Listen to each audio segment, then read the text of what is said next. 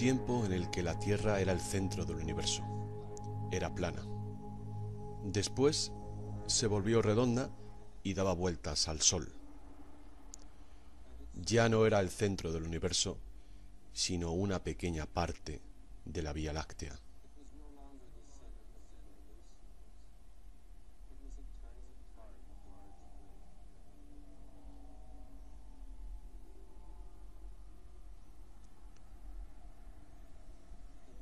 La Vía Láctea era la única galaxia hasta que dejó de serlo.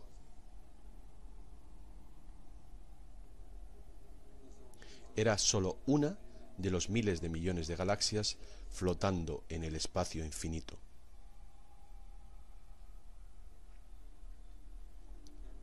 Cada vez que pensamos que lo sabemos todo, nos damos cuenta de que solamente hemos encontrado una parte de la realidad. Es un gran puzzle con muchas piezas.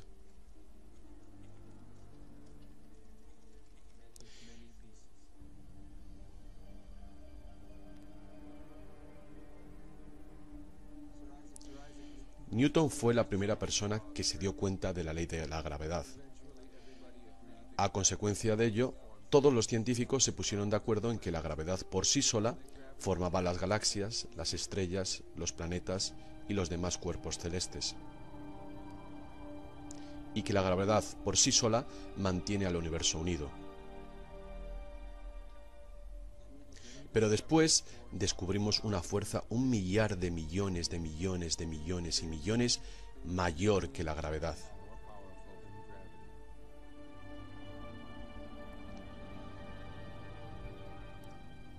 Hasta hace poco pensábamos que el espacio entre los planetas estaba vacío. Ahora sabemos que está lleno de partículas cargadas eléctricamente.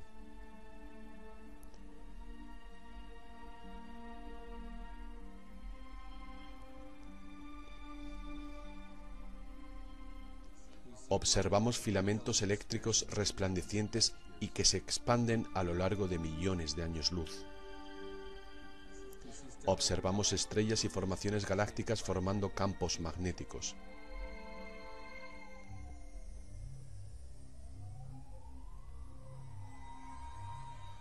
Solo las corrientes eléctricas producen campos magnéticos.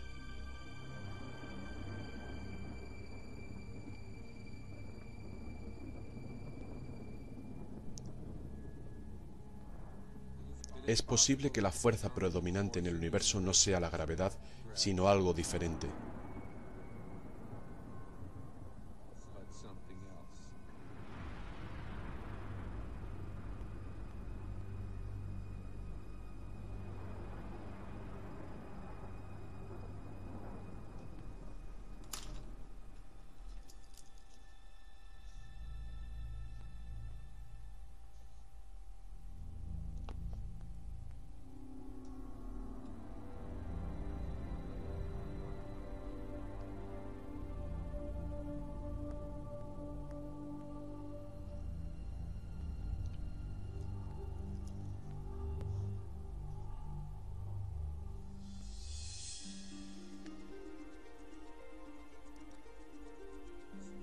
Recientes descubrimientos en el espacio han sorprendido a los astrónomos. Las teorías usuales de la ciencia no son capaces de predecir ni de explicar los fenómenos que ahora estamos observando.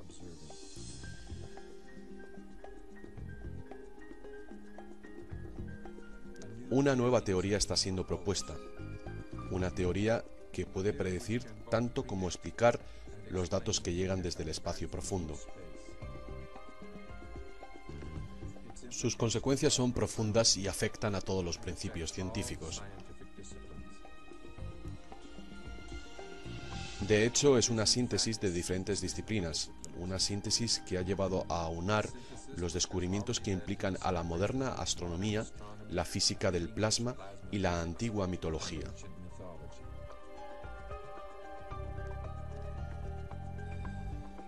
El modelo eléctrico ofrece una nueva interpretación del funcionamiento del universo, la historia de nuestro sistema solar e incluso la historia del ser humano.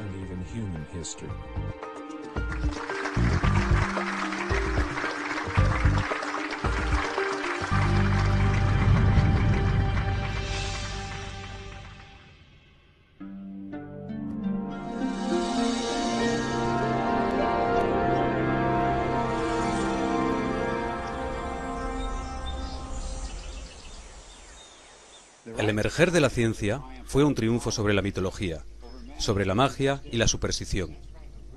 Por eso hoy día la palabra ciencia resuena a lo que es verdad. En el otro lado, la palabra mito nos habla de ficción, no verdad.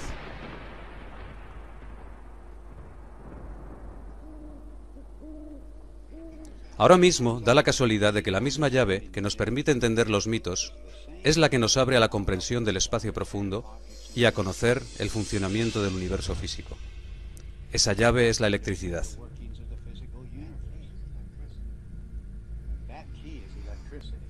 Fue hace 33 años cuando empecé a preguntarme acerca de esta absurda historia sobre la mitología que circula alrededor del mundo.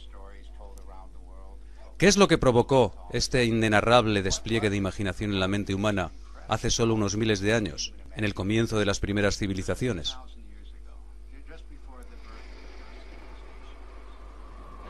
Llegué a la conclusión de que los mitos emergieron a partir de unos eventos naturales extraordinarios. Nuestros ancestros vieron cosas en el cielo que no se ven hoy en día. Esos eventos fueron inspiradores y al mismo tiempo bellos y terroríficos. Así que no debe sorprender que los mitos sean tan incomprensibles. Por supuesto que son incomprensibles. Las referencias celestiales ya no estaban presentes. Fue en 1994 cuando me invitaron a Estados Unidos a una conferencia que trataba de la posibilidad de que el cielo que veían nuestros antepasados fuera diferente al que vemos actualmente. Yo estaba interesado en esta idea porque podía explicarse a partir de la influencia de los campos electromagnéticos en nuestro sistema solar. Así que sufrí un shock cuando vi las diapositivas que enseñó David Talbot, mostrando pictogramas de civilizaciones de todo el mundo, mostrando el mismo dibujo que reconocí inmediatamente como un plasma de descarga eléctrica en laboratorio.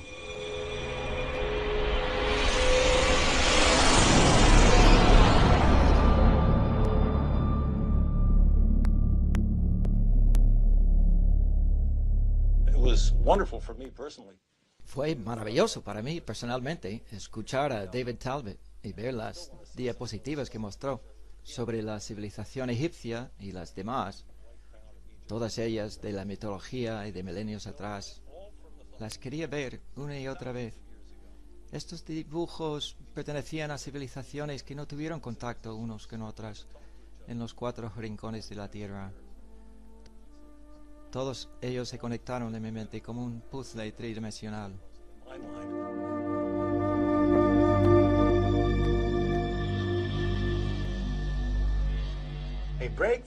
Un punto de cambio se produjo en mí cuando me di cuenta de que muchas diferentes culturas de todo el mundo usan diferentes palabras, símbolos y mitos para describir las mismas formaciones en el cielo.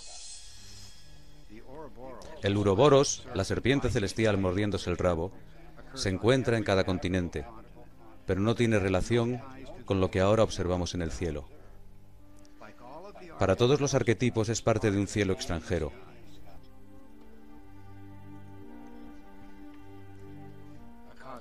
Una columna cósmica que emerge desde el centro del cielo, sostiene la rueda del cielo, y es mucho más que una rueda, porque esto es el recurrente templo cósmico.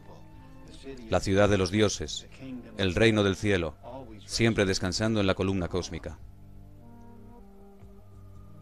Luego está la imagen de los 4 ríos o sendas, radiando desde el centro del cielo hacia afuera de la frontera, la circunferencia de la rueda.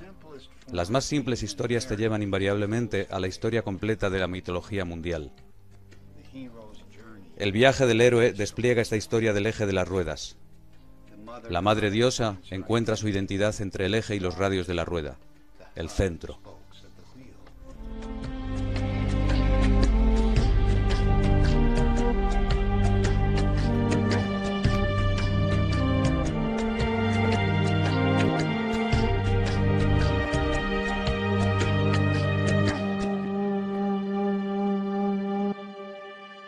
From childhood on, I've always had a deep interest in mythology, and I remember that as a child I was... Para encontrar el significado real de los mitos, hemos utilizado la técnica de los forenses. El propósito es encontrar los puntos de conexión entre las diferentes culturas porque aquí, en el nivel de los arquetipos, todo está unificado. No hay ideas solitarias al nivel del arquetipo, es una estructura holográfica. Si sigues un arquetipo y sus enlaces con otros arquetipos, encontrarás una historia contada alrededor del mundo.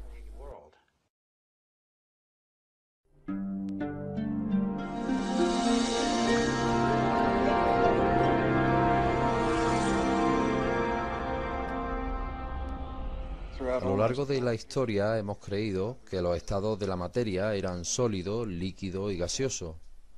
Pero en el último siglo hemos descubierto que hay una forma de la materia en la que las partículas cargadas de los átomos están separadas en un grado u otro, y ese es conocido como el plasma. Es el estado fundamental de la materia. No fue hasta la segunda mitad del siglo XX cuando comenzamos a entender el rol del plasma en el universo, y eso cambió la imagen del universo completamente. No mucho tiempo atrás, pensábamos que el universo físico estaba constituido únicamente de átomos y espacio vacío. Pero el plasma incluye por lo menos una lista de protones y electrones, partículas cargadas, que no están unidas a ninguna estructura atómica, y el plasma es un excelente conductor.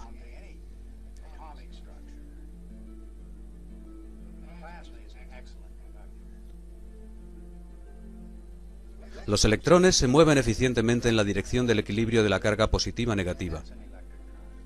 Y esto es lo que se llama una corriente eléctrica. La razón por la que vemos campos magnéticos por todo el espacio es porque la corriente eléctrica produce campos magnéticos. Y solo la corriente eléctrica produce campos magnéticos.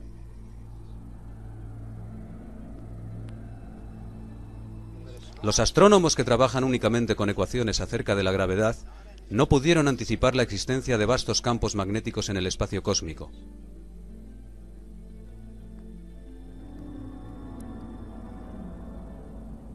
La corriente eléctrica también procede de los abundantes filamentos de plasma en el espacio.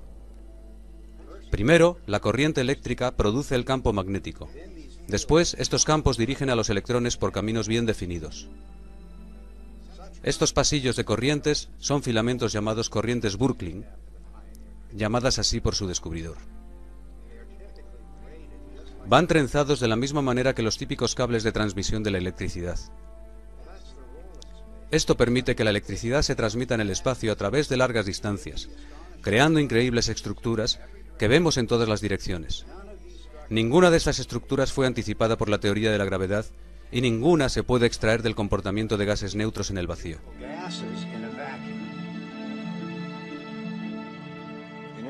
En toda teoría sobre el universo, el plasma es decisivo porque desde que comenzamos la era espacial lo hemos encontrado en el 99,9% del universo físico.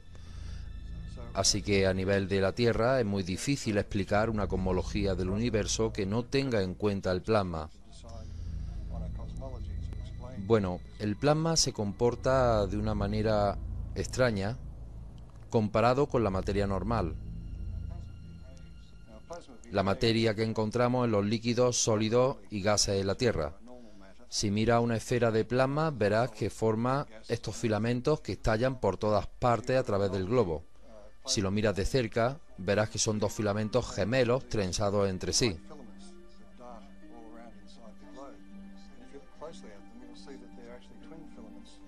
En otras palabras, que funciona perfectamente para enviar electricidad a grandes distancias, al enroscar dos filamentos juntos.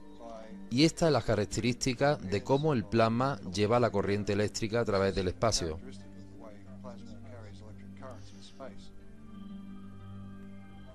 Este es uno de los puzzles que están encarando los astrónomos en esta era del espacio, desde el descubrimiento de las estructuras de filamentos en galaxias, alrededor de las estrellas, hasta incluso en las colas de los cometas y los planetas. Sus estructuras de filamentos nos producen sorpresa. Ahora mismo tenemos físicos del plasma que están haciendo importantes experimentos en todo el mundo, y una de las virtudes del plasma es que se puede extrapolar a enormes cantidades de magnitudes. En otras palabras, un fenómeno de descarga que se puede ver en un laboratorio sobre unos 100 metros se puede extrapolar al tamaño de una galaxia y verás la misma estructura. Esto introduce una nueva era en la cosmología en la que podemos hacer experimentos en la Tierra que pueden verificar ideas o teorías acerca de cómo funciona el resto del universo.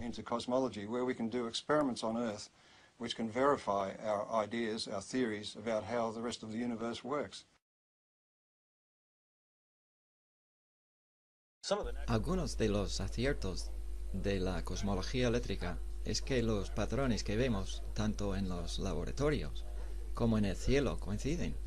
Un buen ejemplo de ello es el trabajo de Anthony Perret, que fue un graduado de la Universidad de Filadelfia y se supone que es el fundador de la cosmología eléctrica.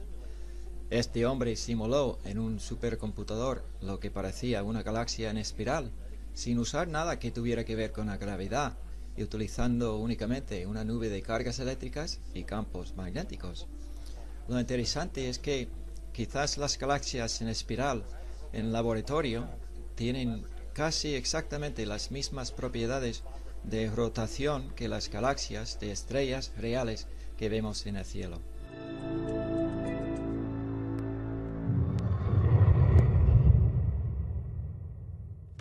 El nombre de plasma fue ideado por Urban Langmuir por sus cualidades intrínsecas de vida y luz. En otras palabras, la similaridad con el plasma sanguíneo llevó al nombre de plasma, que se da en la ciencia de la física. Esto tiene muchísimas resonancias para nosotros, debido a la naturaleza de la metamorfosis del dios, que ahora es un águila, en otras ocasiones serpiente, un dragón o un león con su cabellera.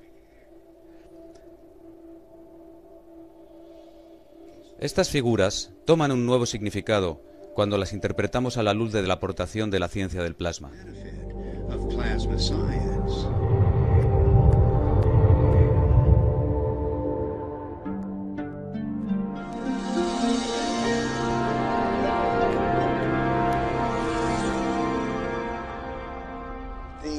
Los nuevos instrumentos que se desarrollaron en la era espacial expandieron nuestra habilidad para percibir cosas, hechos. Ahora podemos ver eventos en todo el espectro electromagnético, a diferencia de anteriormente, que solo podíamos ver una parte de la luz visible.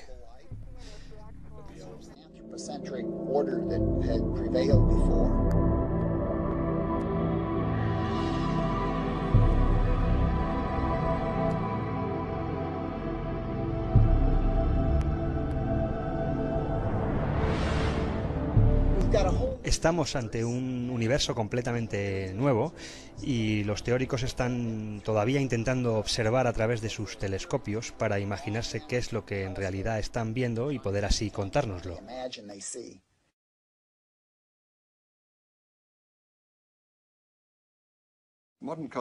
La cosmología moderna nos da una visión desconectada del universo. En otras palabras, estamos separados de estrella en estrella por grandes distancias. La luz tarda muchísimo tiempo en viajar entre las estrellas y por la galaxia, y de esa manera nos vemos a nosotros mismos como solitarios y desconectados. El universo eléctrico forma un punto de vista diferente. Dice que formamos parte de un ambiente de soles, un ambiente eléctrico, y que el Sol es parte de un ambiente galáctico, y que la galaxia en sí está cableada con todas las galaxias mediante grandes corrientes eléctricas que se comunican a todo el universo.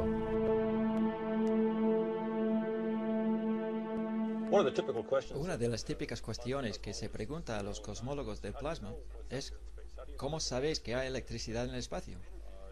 ¿Hay energía en el espacio? ¿Por qué se debe considerar algo más que la gravedad? Y la respuesta es que a través de los años, usando telescopios ópticos, en concreto, últimamente, radiotelescopios, hemos conseguido una visión más profunda del espacio. Estos radiotelescopios pueden medir la corriente eléctrica de los campos magnéticos en el espacio y podemos determinar, a partir de esos datos, la magnitud de la corriente eléctrica y de las fuerzas envueltas. Vaya, que hay una gran cantidad de energía guardada en el espacio.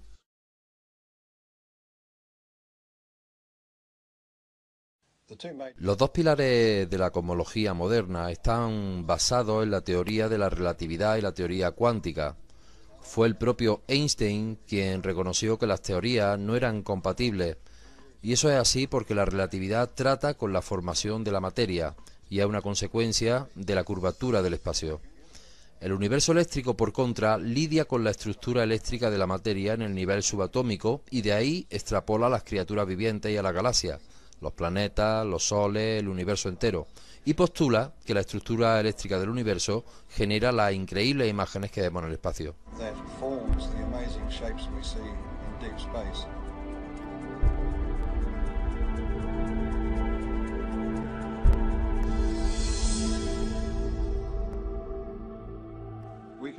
Podemos demostrar la existencia de estas corrientes viajando entre las galaxias y las estrellas a partir de la presencia de campos magnéticos que generan. Los campos magnéticos se expanden por todas las dimensiones del espacio y llegan a nuestro sistema solar, entre estrellas, entre galaxias, dentro de galaxias. Dado que los campos magnéticos solo pueden generarse a través de una corriente eléctrica, en otras palabras, para que continúe un campo magnético en un periodo de tiempo se requiere que haya una entrada de corriente eléctrica en ese campo magnético. Y eso nos lleva a la cuestión de dónde viene esa electricidad.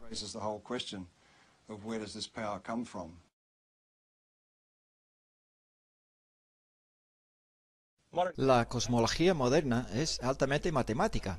De hecho, antes bromeábamos que la única gente que entendía la cosmología eran los propios cosmólogos. Si de verdad te paras a pensar, la base de la cosmología se basa en una descerebrada relatividad mecanicista. Y cuando Einstein extendió sus ideas, ignoró por completo el aspecto eléctrico. La cosmología moderna, con todas sus ideas como omega y el universo en expansión, la teoría de la inflación, el Big Bang y todo el resto, se basa en una suposición que ignora la mitad de lo que se conoce sobre el funcionamiento del universo, que es la electricidad. Puede parecer que estoy menospreciando a Einstein al rechazar su teoría de la relatividad, pero debemos reconocerle su integridad cuando reconoció que no daba explicación a todo y que debería haber otro tipo de realidad, así como que no hay explicación de por qué la materia debe curvar el espacio para producir el efecto de la gravedad.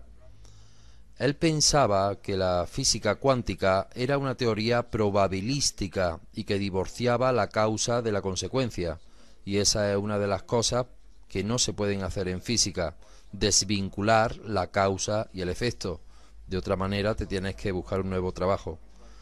Y eso le llevó en su último año a decir que sus seguidores habían usado su teoría y sus explicaciones geométricas como argumentos para llegar a postular los agujeros negros, estrellas de neutrones y la expansión del universo, y el Big Bang sin referirse a Einstein, que con su gran integridad decía que no estaba satisfecho con sus propias explicaciones.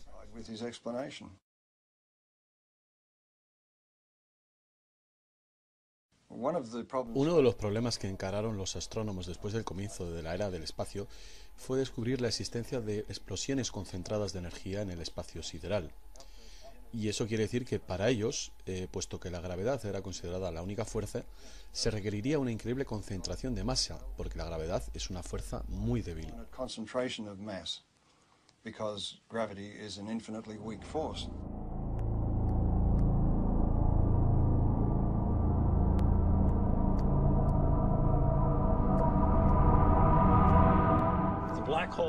El agujero negro, tal como fue visualizado inicialmente, aspiraba todo, incluso la luz, de manera que era invisible, así que se podía postular su existencia, pero no verlo. Y como no podíamos verlo, no se podía probar que estuviera ahí. Más tarde, para explicar estas fantásticas emisiones de energía desde galaxias, se propuso, me parece que fue Stephen Hawking, que había varios tipos de agujeros negros, algunos de los cuales expulsaban materia en forma de churros porque se observaron churros. Con el modelo eléctrico es bastante sencillo de explicar. La electricidad que tú tienes en casa, el calefactor, la lavadora, etcétera, se produce a una gran distancia de tu casa. En el espacio profundo ocurre lo mismo. La energía que vemos concentrada en lo que llaman agujeros negros se puede explicar fácilmente como la concentración de corrientes eléctricas procedentes de diferentes partes de la galaxia o incluso del universo. Y en estas grandes liberaciones de energía, es lo que forman estos chorros que vemos explotar en diferentes partes de la galaxia. And it is this explosive release of energy which forms the vast jets that we see lit up and exploding from the centers of active galaxies. También hemos observado fuentes dobles de energía en diferentes partes de la galaxia, y esto fue predicho por Hans Wolfheim, el fundador de la ciencia moderna del plasma eléctrico, y que es hasta ahora explicado por la astronomía estándar. Otro de los fenómenos interesantes en el cielo es el llamado pulsar. Un pulsar es un objeto al que se le ha detectado emisiones de pulsos de luz y radiactividad en diferentes espectros. Estos pulsares son extremadamente raros. Son de milisegundos, como las luces de las discotecas, pero no intermitentes, sino girando como un faro. Pensando en esto, los astrónomos se acordaron de los faros, algo que está dando vueltas. Los rayos giran tan deprisa que esta cosa parece que están haciendo flashes. Una vez que la repetición de pulsares observados ha sido constatada en un rango de milisegundos, eso significa que esta estrella que está lanzando estos rayos de radiación puede estar rotando a una velocidad de 300 veces por segundo. Estamos hablando de la velocidad del cepillo de un dentista. Así que los astrónomos decidieron que las estrellas normales no pueden rotar a esa velocidad, por lo que postularon la existencia de la estrella de neutrones. Una estrella de neutrones es tan densa que está tan compacta que puede rotar a la velocidad del cepillo de un dentista. En el modelo eléctrico hay una explicación muy simple para los pulsar. Todo el mundo está familiarizado por la manera en que viaja la electricidad a través de las torretas y los cables. Estos pulsares incontrolados son los responsables de los apagones. Un fenómeno similar puede ocurrir entre dos estrellas de un mismo sistema conectadas por un plasma. Las dos estrellas binarias actúan como capacitadoras que almacenan carga, y si reduce su intensidad lo puedes reproducir en un laboratorio. Es un aparato que se llama oscilador de descarga y que los ingenieros eléctricos utilizamos desde hace décadas. La idea de producir pulsar cada millonésima de segundo es algo sencillo en el campo de los ingenieros eléctricos. No requiere neutrinos ni materia extraña o aparato ficticio. Lo único que se requiere es dos capacitadores, una batería y una resistencia. Y eso es lo que creemos que es capaz de hacer un sistema binario de las estrellas conectadas por un campo de plasma.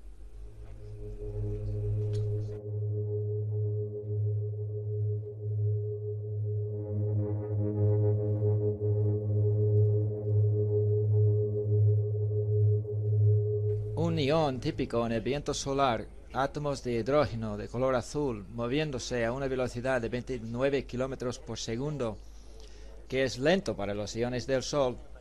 En el campo del magnético del Sol experimenta fuerzas magnéticas potenciales que son como 10 millones de veces la fuerza de la misma, pero de signo gravitacional. Un experimento que ejemplifica muy bien la comparación entre la fuerza de la gravedad y la magnética es la simple idea de una canica de metal en una mesa de madera. La masa entera de la Tierra está tirando hacia abajo a ese bolite de metal y es lo mismo que en el espacio. Pero un niño coge un imán y ¡pluc!, lo pilla con facilidad. Esa bolita se eleva instantáneamente con un imán.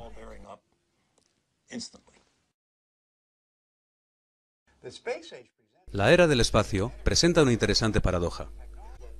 La película en la ciencia teórica es muy diferente, y hace muchas décadas las hipótesis comenzaron a verificarse, comenzando con la reina de las ciencias, que es la cosmología.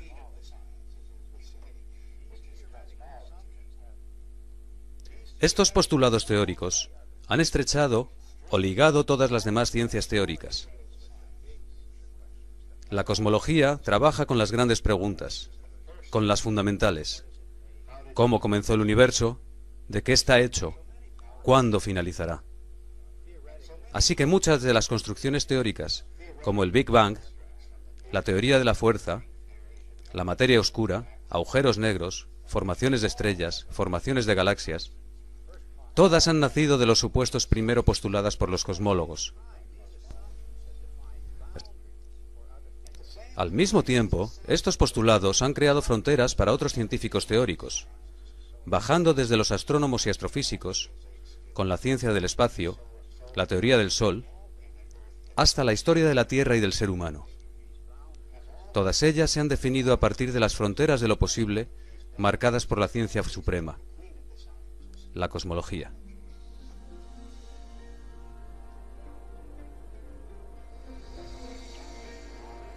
El Sol. El Sol domina nuestro cielo como la fuente de la luz, del calor y de la vida en sí misma. Esta preeminencia del Sol es tan obvia que permanece como un misterio por qué prácticamente todas las culturas humanas señalaron que antes de este Sol hubo otras luminarias dirigiendo el cielo. El Sol central, el Sol superior, el mejor de todos los soles.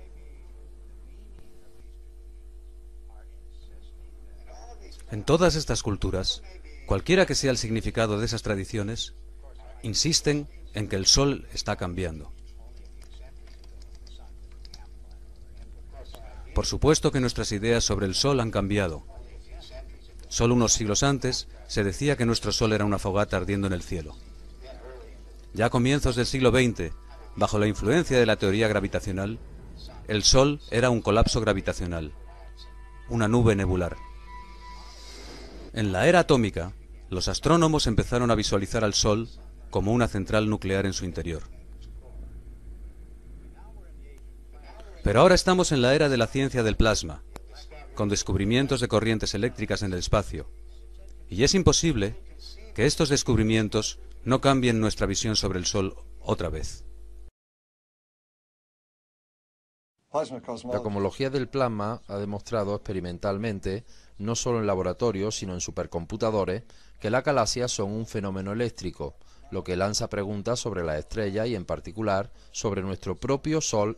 Cualquier teoría sobre el Sol debe explicar cómo es capaz de continuar su combustión interna durante miles de millones de años, y también la relación entre su masa y su tamaño. En cuanto se descubrió la energía atómica, se propuso que era la energía primordial del Sol.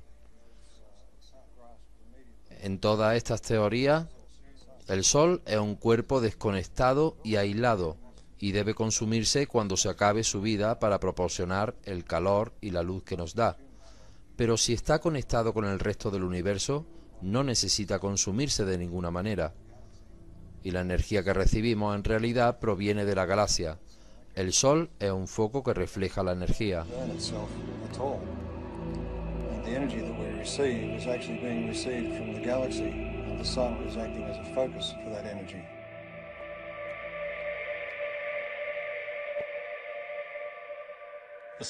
El Sol es, de hecho, una estrella bastante típica, y si queremos entender las estrellas y la cosmología, deberíamos entender el Sol.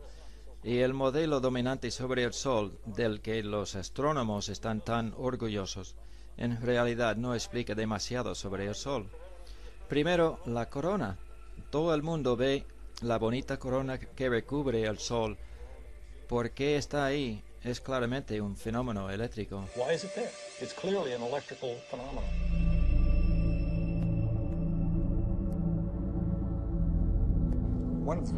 Uno de los grandes misterios sobre el Sol ha sido por qué la temperatura de la corona es superior a la de la superficie. 6.000 grados Kelvin en la superficie y 2 millones en la corona. Y como explicamos que la energía que viene del centro del Sol llegue hasta la parte más alta de la atmósfera donde produce millones de grados de temperatura, en el modelo eléctrico no tenemos ese problema, porque la energía está llegando de fuera del Sol, y el primer sitio por el que esperaríamos que se manifieste esa energía es alrededor del Sol, y ese es el lugar donde sucede la aceleración de partículas y donde la temperatura se vuelve muy alta hasta alcanzar millones de grados. Very high indeed, up into the millions of degrees.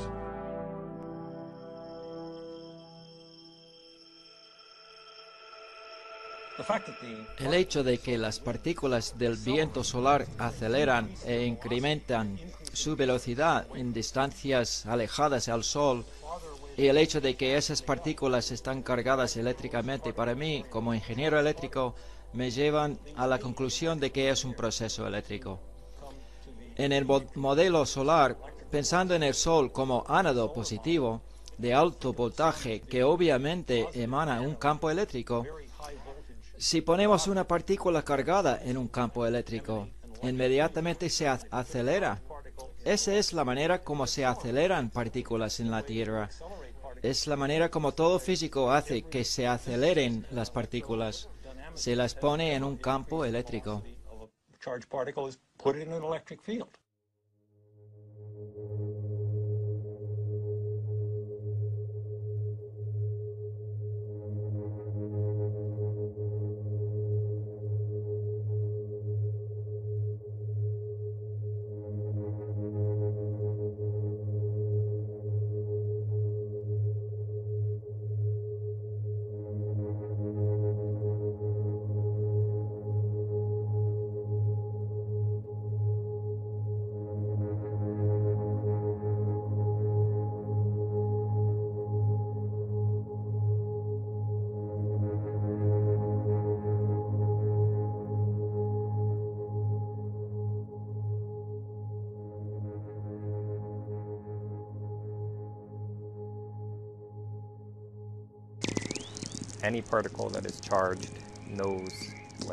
Toda partícula cargada sabe lo que el campo magnético alrededor de ella está haciendo y tendrá que moverse en la dirección que al menos está en parte gobernada por el campo magnético. Si miramos de cerca el campo magnético y las partículas que se mueven en ese campo, se van a mover de tal manera que ellas nunca lo abandonarán. Ellas orbitan el campo magnético y es todo muy rápido en un continuo adelante-atrás, adelante-atrás. Una vez que están cerradas, muchas de las líneas del campo magnético se mantendrán así, mientras no suceda otra cosa. Si tú estás por encima de una determinada región, de la superficie emergen líneas de campo magnético que podías ver estallar directamente hacia ti. Mientras ellas empiezan a acercarse a ti, empiezan a curvarse y ellas empiezan a girar. Sería como si hicieran un zoom en la distancia y entonces volvieran a sumergirse hacia abajo de nuevo.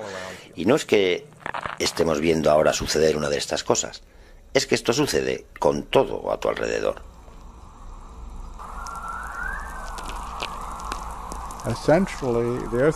Fundamentalmente, el eje es como una bomba imantada. Las líneas de campo magnético van del polo positivo al polo negativo, casi como circularmente. En el Ártico, las líneas de los campos magnéticos recorren un largo camino hacia el exterior. Si tú llegaras tan lejos, encontrarías que se vuelve tan suave que el campo que ha sido traído aquí por el viento solar casi llega a neutralizar el campo de la Tierra. Por lo tanto, las partículas que vienen con estos campos pueden salir fuera y bombardear la atmósfera, y es lo que puede crear las luces boreales.